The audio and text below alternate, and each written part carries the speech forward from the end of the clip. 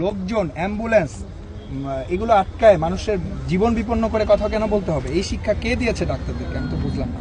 আমরা এটার সর্বোচ্চ জুডিশিয়াস প্রয়োগটাই করছি এবং এটা করতে তখন বাধ্য হব। এখনও যথেষ্ট পরিস্থিতি তৈরি হয়েছে একটা ছেলেকে গ্রেফতার করার মতো, কারণ সে তো রাষ্ট্র বিরোধী কাজ করছে আমি বলবো, কারণ রাষ্ট্রের যত রকম কার্যক্রম সে বন্ধ করে দিচ্ছে। আমি কি বুঝাতে পেরেছি? এভাবে বুঝাতে হবে, তা নাহলে আপনাদের এই যে সব পুরো মিডিয়া আছে এদের সামনে কিন্তু আপনাদেরকে ব্যর্থ প্রশাসক মনে করা হবে। আমি সেটা চাই না। সবাই আপনারা টিচার, আমাদের শ্রদ্ধার্ঘ। আপনারা কি পারবেন একটু ট্যাকেল দিতে? এভাবে বুঝাতে হবে, ঠিক আছে? এই যে এখানে মেয়েরা আছে, আমরা তো ফুল ইয়াতেও যেতে পারছি না, মেয়েদের we don't touch, we don't push the girls. এটা তো খুবই একটা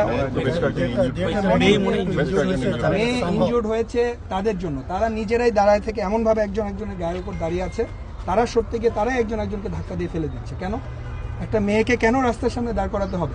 আমি আমার দাবি আদায় করতে চাইলে আমি ছেলে আসবো, মেয়েকে কেন আমি এখন রাস্তার ওখানে দাঁড় করায় দিব?